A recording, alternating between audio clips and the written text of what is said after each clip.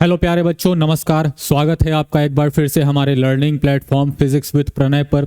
आज की इस वीडियो में हम डिस्कस करने वाले हैं काइनेटिक फ्रिक्शन से रिलेटेड एक न्यूमेरिकल प्रॉब्लम। ये topic that is friction laws of motion chapter के अंतर्गत आता है, जो कि क्लास 11th के फिजिक्स सब्जेक्ट का एक चैप्टर है। तो आइए बिना किसी देरी के शुरू करते हैं और देखते हैं कि ये क्वेश्चन क्या कह रहा है। तो एक क्वेश्चन जो है, ये एक आइस हॉकी पक जो होता है, मींस आइस हॉकी जो खेला जाता है उसमें बॉल नहीं होता है, बल्कि एक सिलेंड्रिकल शेप का छोटा सा क्वाइन जैसा जो है एक पक होता है। तो ये जो है ये बर्फ पर स्लाइड करता है। तो इसके बारे में ही हमें कहा गया है और ये क्वेश्चन कुछ इस प्रकार से है। A hockey puck is given an initial speed of 20 metre per second on a frozen pond. एक फ्रोजन पॉन्ड है, वहां पे कुछ लोग हॉकी खेल रहे हैं और जो हॉकी पक है उसे कोई एक प्लेयर अपने हॉकी स्टिक से मारता है एक फोर्स लगाकर, जिससे उसे एक इनिशियल वेलोसिटी मिलती है 20 मीटर पर सेकेंड की। अब वो आइस पे स्लाइड करता है। The puck remains on the ice and slides 120 metre before coming to rest. So वो 120 मीटर तक जो है वो स्लाइड करता है और इस दौरान वो मींस जो बर्फ है उस पर स्लाइड करते रहता है और फिर उसके बाद वो रुक जाता है। तो हमें बताना है determine the coefficient of kinetic friction between the puck and the ice. Kinetic friction का जो कोएफिशिएंट होता है दैट इज म्यू के, ये हमें बताना है, जो कि आइस और जो पक है उनके सरफेस के बीच में लगेगा। तो आइए इस क्वेश्चन को डिस्कस करते हैं।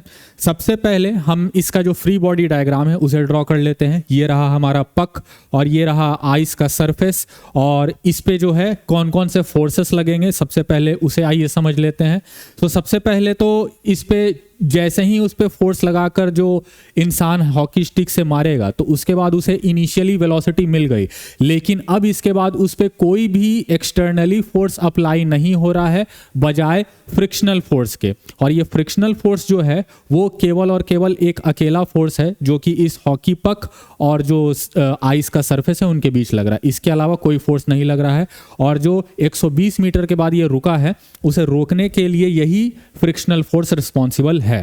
और हम जानते हैं कि फ्रिक्शनल फोर्स हमेशा दो ऑब्जेक्ट्स के बीच के या दो सरफेस के बीच का जो रिलेटिव मोशन होता है उसे अपोज करता है। तो इसका मतलब ये हुआ कि अगर हमारे जो आइस पक है उसका मोशन अगर हम मान लेते हैं राइट डायरेक्शन में है, इस प्रकार से मूव कर रहा है, इस डायरेक्शन में, राइट डायरेक्शन में मूव कर रहा है, तो इसका मतलब फ्रिक्शनल फोर्स ऐसे ऑपोजिट डायरेक्शन में या लेफ्ट साइड लगेगा। और इस फोर्स को जैसे हम मान लेते हैं एफ के, काइनेटिक फ्रिक्शन स्मॉल एफ के। तो अब जो है ये एक पहला फोर्स हो गया। इसके अलावा कौन कौन फोर्सेस लग रहे हैं? इसके अलावा दो और फोर्सेस लग रहे हैं। एक तो जो आइस पक है या जो हॉकी पक है उसका अपना खुद का जो वेट है that is W, which will be equal to M into G। और दूसरा फोर्स जो है जो लगेगा इस आइस सरफेस के द्वारा, इस जो डाउनवर्ड फोर्स है इसे रिएक्शन, नॉर्मल रिएक्शन के तौर पर ऑफर किया जाएगा न्यूटन के थर्ड लॉ की वजह से। तो ये हो जाएगा, इसे हम मान लेते हैं R। अब जैसे हम जानते हैं कि यहाँ पे ऊपर और नीचे मींस अपवर्ड, डाउनवर्ड या वर्टिकल डायरेक्शन में कोई भी मोशन नहीं है, इसका मतलब ये दोनों फोर्सेस एक दूसरे को बैलेंस किए हुए हैं। अब यहाँ से हम एक और चीज जानते हैं कि फ्रिक्शनल फोर्स जो होता है वो normal reaction multiplied by mu के बराबर होता है। तो अब आइए सबसे पहले जो चीजें दी हुई हैं उन्हें हम लिख लेते हैं। तो सबसे पहले हमें इनिशियल वेलोसिटी दी हुई है और डिस्टेंस जो कवर किया हुआ है वो दिया हुआ है। बस ये दोनों जानकारी हमें क्वेश्चंस में दिए हुए हैं। तो हम पहले इसे लिख लेते हैं। गिवन इनिशियल वेलोसिटी जो है पक की वो है 20 मीटर पर सेकेंड, और वो जो डिस्टेंस कवर करता है दैट इज S, वो है 120 मीटर। इसके अलावा इनडायरेक्टली हमें एक और चीज दी हुई है जो कि है फाइनल वेलोसिटी। चूंकि वो 120 मीटर कवर करने के बाद रुक जाता है, इसका मतलब फाइनल वेलोसिटी इसकी 0 मीटर पर सेकेंड है। तो हमें कैलकुलेट करना है एफ के नहीं, बल्कि हमें कैलकुलेट करना है म्यू के। तो म्यू के कैलकुलेट करने के लिए ऑब्वियसली हमें पहले एफ के जो है ये कैलकुलेट करना पड़ेगा। तो इसके लिए अब हम क्या करेंगे? इसके लिए हमें पता होना चाहिए एक्सेलरेशन, क्योंकि एक्सेलरेशन जो है उसका संबंध होगा एफ के से। चूंकि केवल और केवल एफ के that is frictional force, kinetic friction जो है वो केवल एक्ट कर रहा है, तो वो जो है ऑब्जेक्ट के मास मल्टीप्लाइड बाय एक्सेलरेशन के बराबर होगा। और हमें एक्सेलरेशन यदि पता है तो उसके मदद से हम फोर्स निकाल सकते हैं। तो यहां से एफ के हम निकालेंगे और फिर एफ के की मदद से जो है हम म्यू के निकालेंगे। तो सबसे पहले हम कैलकुलेट करेंगे एक्सेलरेशन, और एक्सेलरेशन कैलकुलेट करने के लिए हमारे पास यहाँ पे 3 इक्वेशंस ऑफ मोशन होते हैं, लेकिन यहाँ पे चूंकि टाइम का कोई जिक्र नहीं है इसीलिए पहले 2 equations that is v equals u plus a t और दूसरा equation that is s equal to u t plus half a t square, ये हम यूज नहीं कर सकते हैं। तो ऑब्वियसली थर्ड इक्वेशन जो है that is v square equals you square plus 2as, ये हम यूज करेंगे। सो हम इसे कुछ इस प्रकार से लिखेंगे, using third equation of motion for uniformly accelerated object, we have v square equals u square plus 2as। तो यहां से v की वैल्यू हमने पुट कर दी 0, u की वैल्यू हमें ऑलरेडी दे रखी है that is 20, so 20 square plus 2 into acceleration हम नहीं जानते हैं और डिस्टेंस हमें पता है 120 दिया हुआ है। तो अब इसे यदि हम सॉल्व करेंगे तो हमें एक्सेलरेशन की वैल्यू मिल जाएगी। आइए अब इसे हम सॉल्व करते हैं।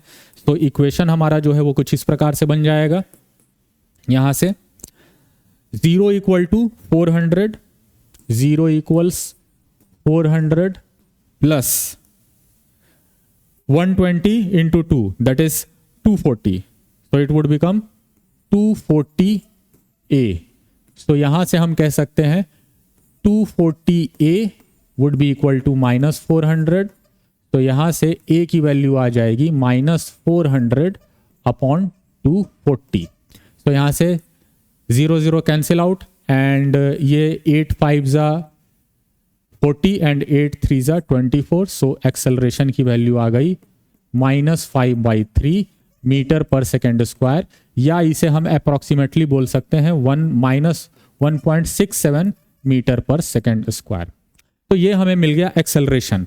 अब जैसा हमने देखा कि जो एक्सेलरेशन है निगेटिव साइन इसका इंडिकेट कर रहा है कि फोर्स ऑपोजिट डायरेक्शन में लग रहा है, और वो ऑपोजिट डायरेक्शन में लगने वाला फोर्स और कुछ नहीं बल्कि वो फ्रिक्शनल फोर्स ही है। तो यहां से हम कह सकते हैं कि F that is frictional force that is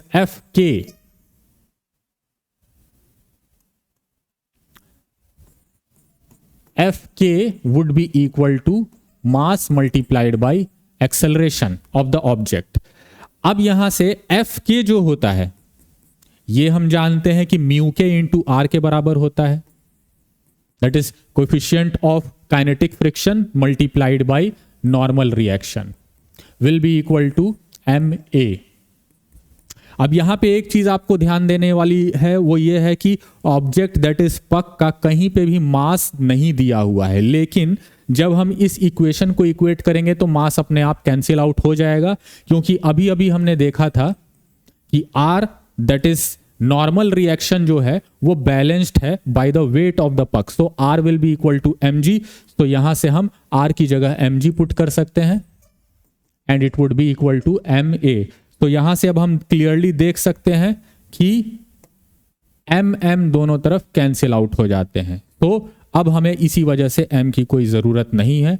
तो यहां से अब हम कह सकते हैं कि mu k would be equal to a divided by g, a upon g, और a की वैल्यू जो है वो है 1.67, लेकिन यहां पे माइनस साइन है, म्यू के जो है उसमें हम माइनस साइन नहीं लेंगे, उसे हम नेग्लेक्ट कर सकते हैं। So it would B 1.67 divided by 10।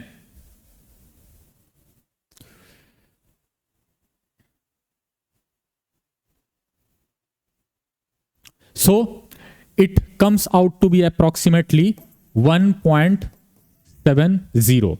So this would be the value of, sorry, ये जो है इसकी वैल्यू 0.17 अप्रोक्सीमेटली होगी, ठीक। 1.67 divided by 10 which comes out to be approximately equal to 0.17।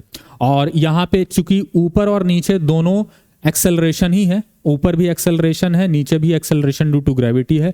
तो ऊपर नीचे जो वैल्यूज हैं, यूनिट्स जो हैं वो कैंसिल आउट हो जाएंगे, मीटर पर सेकंड स्क्वायर, मीटर पर सेकंड स्क्वायर। सो म्यू के जो हमारा आएगा वो 0.17 एक unit less and dimensional less quantity होगी। सो इस प्रकार से जो है इस क्वेश्चन में हम म्यू के जो है उसकी वैल्यू को कैलकुलेट कर सकते हैं। उम्मीद है आपको ये क्वेश्चन जो है इसके जरिए काइनेटिक फ्रिक्शन के कंसेप्ट जो है उसको समझने में आसानी हुई होगी, उसे और बेहतर ढंग से आप समझ पाए होंगे। साथ में इसी प्रकार के और न्यूमेरिकल प्रॉब्लम्स जो है आप इजीली सॉल्व कर पाएंगे इस क्वेश्चन को समझने के बाद, ऐसी मैं उम्मीद करता हूं।